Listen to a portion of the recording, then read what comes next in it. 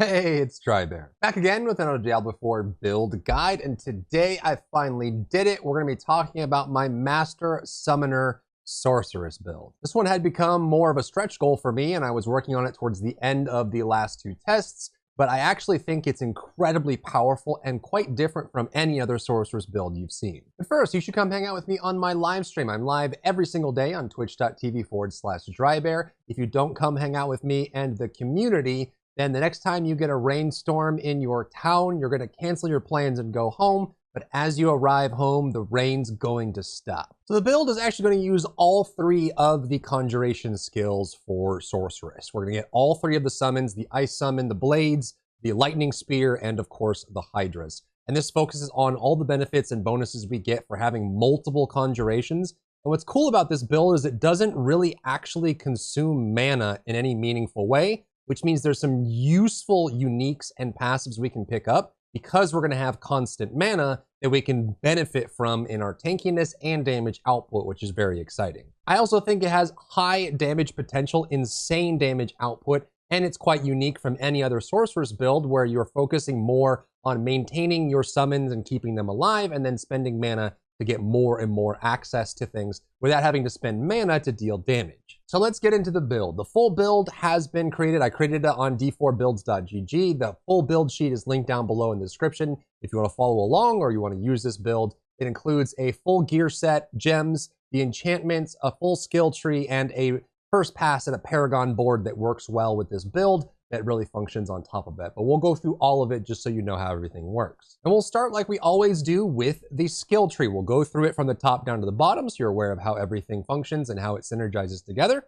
And let's begin with the builder. Now, because we're going to be triple element, right? Our conjuration abilities are going to be lightning spear. It summons a spear of lightning that darts around and hits people. It's kind of like from Guardians of the Galaxy. Ice Blades is a summon, runs around as two ice blades and it chops people. And Hydra is the quintessential Hydra skill that we get for Wizard Sorceress historically in Diablo that just shoots fireballs.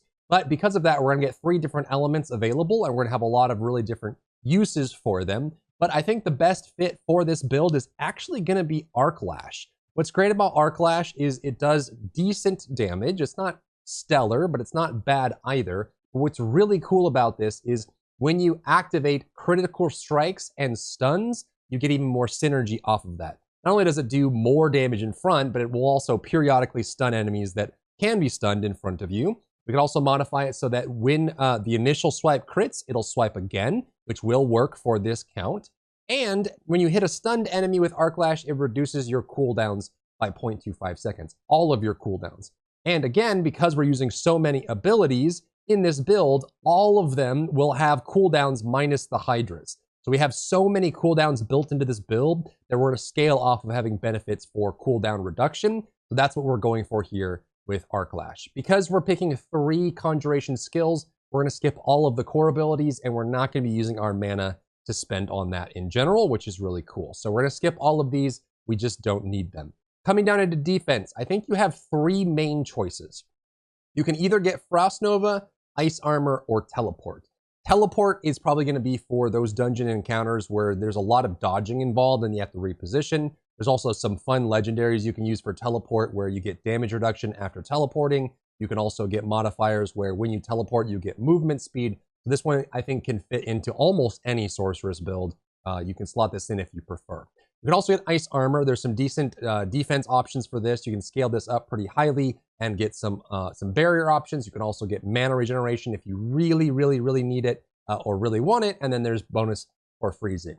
The highest damage potential in my eyes is going to be Frost Nova though, because we're going to be lowering our cooldown so much through Ice Blades, through Arc Lash, and a few other things.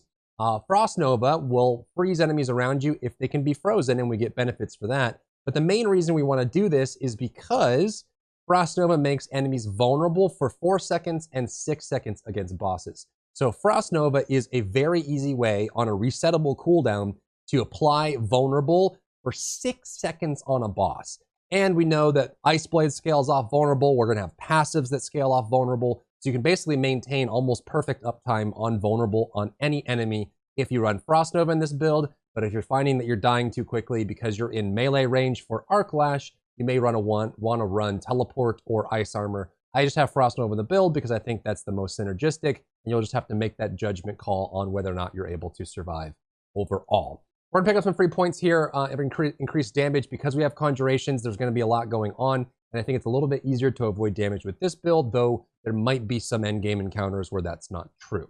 Coming down into the creme de la creme, the very pinnacle, the icing on top, the best part of this build, your conjuration tree. So what we're gonna do is we're gonna pick up all 3 of the summons. We want all 3 of the summons in this build. Hydra is a great one. You spend mana and it'll spawn a Hydra. You can only have 1 active at a time, so you're not spamming this over and over and over. We do have a legendary that increases this to 2, and with the enchantment, we can get another Hydra that's fully maxed out. It does crazy damage for a short period of time. All of that is really nice. We're gonna make it so that when you are healthy, your casts of Hydra gain 1 additional head. So you do wanna have high HP for this, because then instead of 3 heads, it's 4 for most Hydra summons, unless you're really down bad. And then we're also gonna pick it up, so Invoked Hydra makes it, when you crit, your Hydras gain a crit chance for 3 seconds. Anytime that you run multiple lightning abilities, and we will because we have Arc Lash, we have Lightning Spear, and we also have Unstable Currents, there's going to be a lot of free critical strike coming with that. Lightning has a strong affinity for critical strike and for stunning as well. So when we have this, we're going to be able to build critical strike. For the Paragon as well, we're going to be running a little bit of dexterity, which will give us even more crit strike. That scales us up even better, but that's going to make it so that our Hydra's crit, we're going to have 4 heads, and it also affects the enchantment Hydra that we summon as well. Very, very good. Next is Ice Blades. This one is just a cooldown. There's no mana cost associated with this.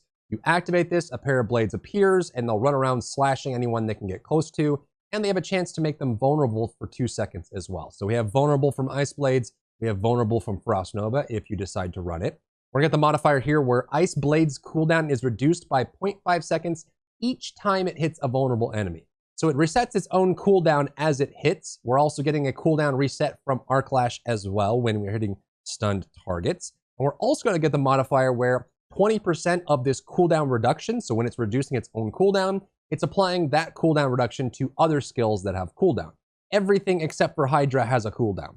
Every single ability that we're running has a cooldown. I guess Hydra, and then of course your builder. So 3 or 4 out of your 6 abilities all have cooldowns. Crazy synergy with that as well. Your last summon is Lightning Spear. This one just kind of appears and darts around and does damage.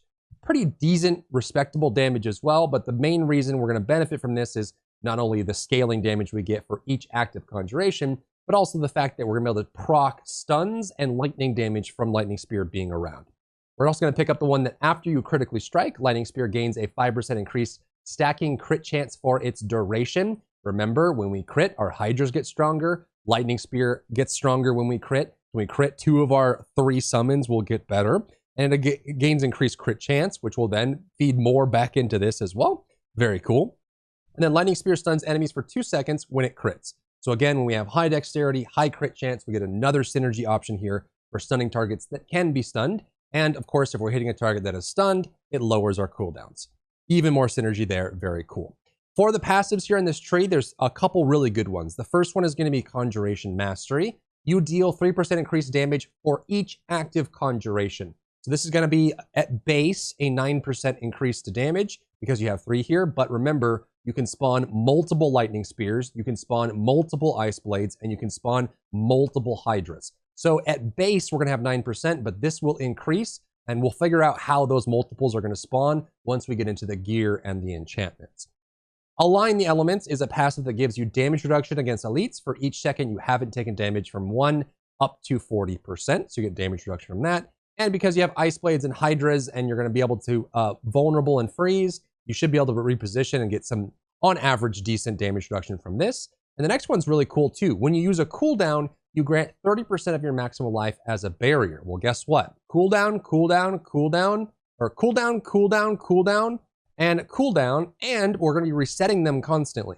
So you're going to be able to get yourself some very constant barriers. Again, we're going to be in melee range a lot for Arc Lash, so we want the durability. But when we have so many cooldowns activating, resetting, activating, resetting, every time you use a cooldown, you get a barrier. Very cool. Come down in here to the mastery area. We're going to look at these. We don't really need any of these to fit in here. We're pretty much good to go on that. None of these have major synergies. and all of them are going to cost mana as well, and we don't really want to be spending mana for a reason that we'll talk about in just a second.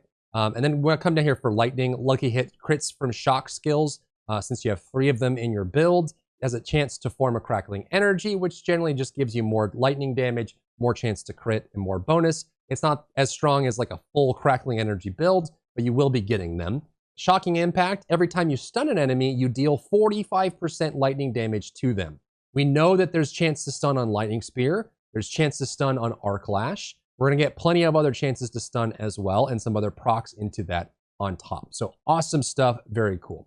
We come down to the final point here, and we're going to pick up the ultimate unstable currents. What's great about unstable currents for this build specifically, again, it's more lightning damage, so we get chance to deal damage and stun and gain crit chance. Lightning surges within you for 10 seconds. So you just activate it, it's a buff, you go back to managing your summons. Whenever you cast a shock skill, which you have with Arc Lash and with Lightning Spear, but when you're spamming Arc Lash, you can trigger unstable currents. A random core, a conjuration, or mastery skill will also cast. From my testing, and it's hard to know unless you do thousands and thousands of hours, it does seem to prefer skills that you have, which is really cool, which means during your ultimate, you can be spawning more conjurations and more ways to kind of deal with that, which feeds more into the build, which is really cool. But you also get core and conjuration, or core and mastery. I have not been able to fully test this to know how the RNG works. I would need a full build that I can test for a long period of time to get accurate numbers on that, but it can only be positive that you're getting free spells that you don't have to cast. You also want to modify it so that when you have unstable currents, it increases your attack speed while active. That's generally just going to help you with Arc Lash and some other scalers that are in your build. And then lastly, while unstable currents is active, crackling energy continually pulses and consumes no charges. So even if you get one stack of crackling energy from your shock abilities, you'll have it for the whole duration of unstable currents, which is pretty cool. Passives wise, we're gonna get most of these for the lightning. Coursing currents means hitting enemies with shock skills increases your crit strike chance by 3%, resets upon getting a crit. So as long as you keep hitting with shock, eventually you will get a guaranteed crit. And we know that we have shock skill and shock skill hitting. And remember, when we trigger a crit, we make our hydras better. We also have ways to scale that up. When we crit, we make the crit chance of our lightning spear better. All of that works really nicely. So very cool. Electrocution, enemies deal less damage for 5 seconds after being critically struck by shock skills. Again, we're in melee range because we're running Arc Lash. We like having the damage reduction. It helps us. And it also, since it's making the enemies deal less damage, not just you take less damage, it means that our conjurations are going to be a little bit more available for us. Convulsions, lucky hit, shock skills have a chance to stun enemies. You're going to get some proc of this. We're not running crazy amounts of proc chance in this build, but it is just going to be regularly stunning things. And because we're hitting so often with so many abilities, it's nice to be able to have that in there. Lastly, for our key passive, we're going to pick up Veer's Mastery.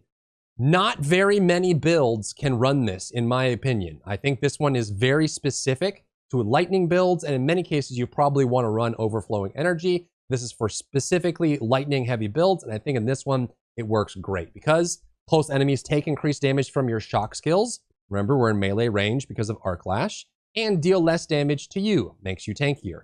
Crit strikes increase these bonuses by 25% for 3 seconds. It works great for this build. It gives us damage reduction. It gives us increased damage from shock skills, which we have plenty of. Very, very cool. So that is the core skill. Let's go over to the last little bit of the abilities, which is going to be the enchantments. You have a couple options here. The ones that I would recommend is first running the enchantment for Ice Blades. This is for every 40 seconds in cooldowns you spend, you spawn an Ice Blades on a random enemy. Remember, we are resetting and activating cooldowns constantly with this build, which means that every 40 seconds in cooldowns we spend, we spawn an Ice Blade. So Ice Blades are spawning regularly. We're resetting cooldowns, using again, resetting cooldowns, using again. We're getting Ice Blades that just randomly pop up and give us more scaling damage. And then for Hydra, after spending 300 mana, a 5-headed Hydra spawns for 5 seconds. The reason I like this here, even though we don't spend a crazy amount of mana, is for one of the uniques in this build that I want to run. I have not been able to get this unique, so I don't know if this actually works. But if it does, it'd be super neat. If it doesn't work, you can swap this out for something else. You can modify for the Lightning Spear, to conjure an extra 1 if you want. You could even get some more defensive options if you wanted.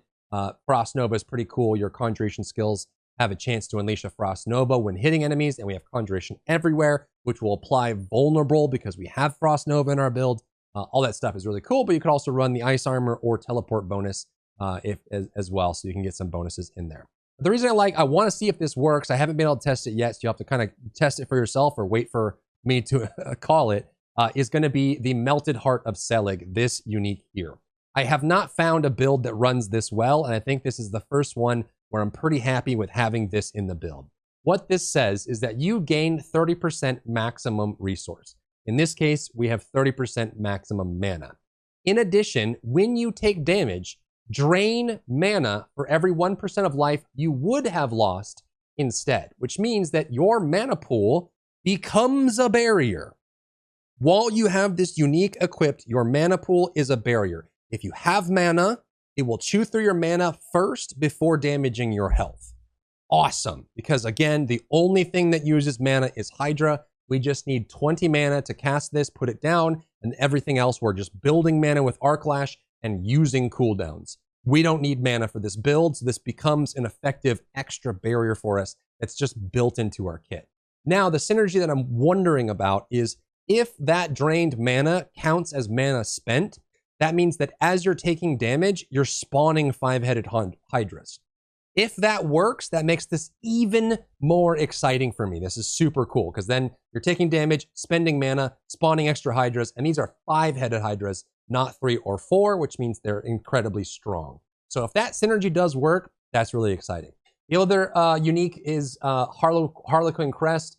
This one is kind of like the cop-out unique for me, because I think it works in all builds, but I think it works well in this one as well. It just gives you damage reduction and scales up all of your skills. Scaling up the skills of your summons will increase their damage output, which is really nice, and you'll get some extra bonuses from that as well. Just generally more damage on all abilities, and the damage reduction is also kind of free as well.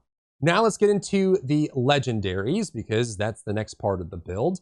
Because we have more freedom to choose, we don't need as many ability-based legendaries. We can get pretty tanky, and we can rely on our scaling damage to take care of the rest. So for chest armor, I recommend Ever Living Aspect. You take less damage from crowd-controlled or vulnerable enemies. I like this for boss fights. It's useful in general because you should be able to easily apply either stun or vulnerable through all of your abilities. It's very easy to apply vulnerable with this build. But also, if you mark a boss and make them do 25% less damage to you, that's pretty cool. Next is a very strong passive, Mage Lord's Aspect. This modifies our key passive. The Veer's Mastery key passive's damage reduction is increased by 30% for each close enemy up to 90%. So if you remember, this is our key passive down here. Close enemies take increased damage from you and deal less damage to you, and crit strikes increase the bonus. This says that that damage reduction is increased for every close enemy. And again, we're in melee range for Arc Lash, so we can max this out very easily, give ourselves fat damage reduction, insane defense on top of that. Aspect of Might gives us damage reduction on basic skills. Wind Striker Aspect gives us movement speed on crit strike. Remember, we have guaranteed crits with Lightning Spear and even with Arc Lash in some cases, and we can crit quite often, so we'll be able to get movement speed that's, if you crit enough, this actually can be up almost all the time, which just gives you a flat movement speed increase, which feels really good. For weapon, Aspect of Overwhelming Currents, I think is awesome. Currents, Unstable Currents, your ultimate, has a chance to cast an additional shock skill. So that just gives you even more synergies. We've already talked about how dealing damage with shock skills has some nice synergy with your build in general. So the more shock damage you can do, the better. And I think that fits really well. You can even run this as a two-hander if you really want to, but I always like including an offhand for an optional legendary if you wanted to include it in the build. We already talked about Selig as an amulet. For the rings, I like Serpentine Aspect. What this says is you can have 2 Hydras instead of 1, but the duration is reduced. Doesn't really matter to you because you don't really have a need for mana. You're just gonna be able to spend this to spawn Hydras as often as you want, and you're not gonna be starved. In some builds that are very builder, spender, or mana hungry, something like this, the duration can actually hurt you because you won't have enough mana sometimes to be able to spawn all your Hydras. But in this build, this is just, it's a free extra Hydra, which is excellent. Splintering Energy is the other ring I would recommend. Lightning Spear has a chance to spawn an additional Lightning Spear when you cast it. And you can even scale this up as well. You can even put this on your weapon and two-hand it, which could be really cool. But then you spawn 2 Lightning Spears, and we know that there's also scaling that comes off the Lightning Spears, stunning enemies when it crits, and then when you crit, they gain crit, which makes them stun more often. All of that's really cool, and I think that fits into it. And then lastly, if you don't run a two-hander, you can also run Stable Aspect on your offhand. While Unstable Currents is not active, so while this is on cooldown and not active, your shock skills has a chance to trigger a free cast. Very cool. So when you have it up, you get bonuses for free shock skills, but the Stable Aspect makes it so that even when it's down, you have a reduced chance to even get free spells off that as well. Very, very cool. Fits into the build, I think, and is pretty strong.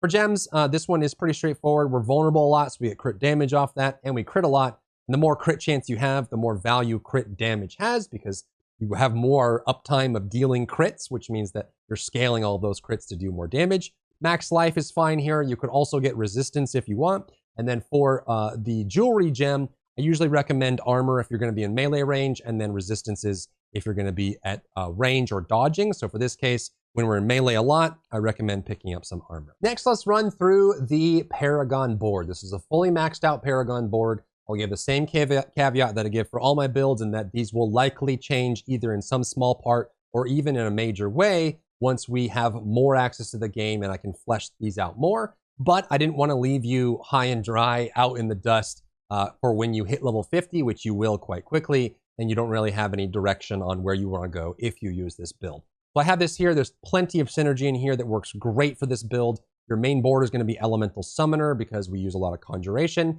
And then you can also get Enchantment Master, which we're going to have enchantments that scale our summons as well. So all of that works great together. So here are some glyphs and some stat points that you'll want to pay attention to.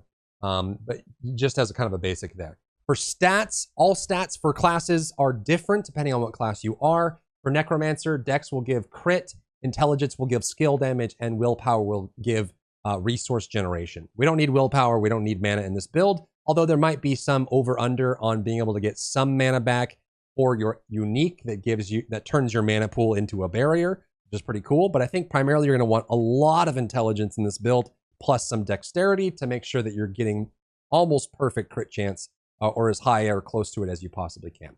So let's run through this. You're going to be looking for intelligence primarily and dexterity when we can. We get some defense here. For the first glyph, I like getting Elementalist.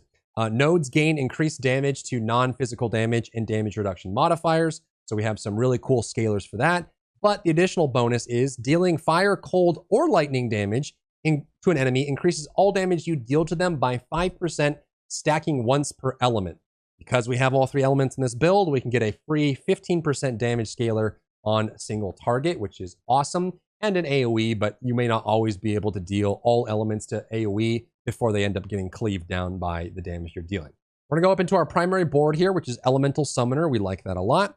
The legendary node here is your Conjuration skills have a 5% reduced cooldown or mana cost per Conjuration skill you have equipped. So 15% reduced cooldown and 15% reduced mana for your Hydra. Pretty cool. I think that fits really well into the build. We're gonna come up here and we're gonna get attack speed, which helps us in some small ways and some scaling. Conjuration skill damage is great. We also love getting non-physical damage. All of our bonuses here are gonna be some magic damage as well. For the glyph here in the middle, I like getting Conjurer. For every 5 int spent within range, your Conjuration skills gain damage. And if you get the bonus by getting all the intelligence, Conjuration skills have a 20% increased duration. Very cool. This helps counteract the negative of the Serpentine aspect for our Hydras, and also just gives us more uptime on short durations like Ice Blades, which only lasts for 6 seconds, and Ice Spear, which only lasts, or Lightning Spear, which only lasts for 6 seconds. So getting that extra duration is actually massive. It's really, really good. And we have 3 abilities that scale from it as well. Then we're gonna come over here to get some free stats in the Burning Instinct and also in the Static Surge. Burning Instinct, we come over here getting stats, and then we also will pick up attack speed, which is great, and a chance to execute, but the attack speed scales with us pretty well. We come up here into the Static Surge, which allows us to get damage to stunned enemies. We're stunning a lot. This helps your general usage. And maximum mana here for the unique in general. You don't need this until you get the unique because you don't really need maximum mana, but it's great because it will give you technically more defense once you actually have that unique amulet equipped. Going over here into Enchantment Master, this will scale our enchantments. We're going to pick up non-physical damage, magic damage scaling. We like that. We like getting more non-physical magic damage scaling. We like that. We're also going to pick up a little bit of resistance and then come down here and get the legendary node, which is your enchantments are 20% stronger. So this free Ice Blade spawning and the free Hydra spawning is going to be scaled up by that legendary node. We also want the magic damage here, and then we're going to come up, and for this glyph, I like getting Exploit, which is for a 5 dexterity purchase within range. You deal increased damage to vulnerable targets, and you can make bosses vulnerable, which means that you're increasing your boss damage. Additionally, if you get at least 25 dexterity in range, dealing damage to a vulnerable enemy increases your overall damage by 1% up to 10%. So hitting vulnerable enemies makes that you can make the damage that you deal to vulnerable targets deal more damage, which vulnerable by itself is already a damage amp. And on top of that, dealing damage to a vulnerable enemy increases your overall damage, including even not hitting an enemy that's even vulnerable. That gets scaled up as well. So that's a first pass on the Paragon board for the build, the skill tree, and the full build as well. This one's pretty exciting. This is probably the Sorc build I'm most excited about personally, but you let me know. If you have found value in the video, leave a like down below, leave a comment. It helps me out, boost the algorithm, all of that. Come hang out with me on my live stream. I'd be happy to chat with you. But otherwise, I'm all good here. See you in the next one. If you enjoyed yourself today, leave a like down below. You can support me and my work on Patreon and view Patreon exclusive content. Link in the description. Thank you so much for tuning in, and I'll see you in the next one.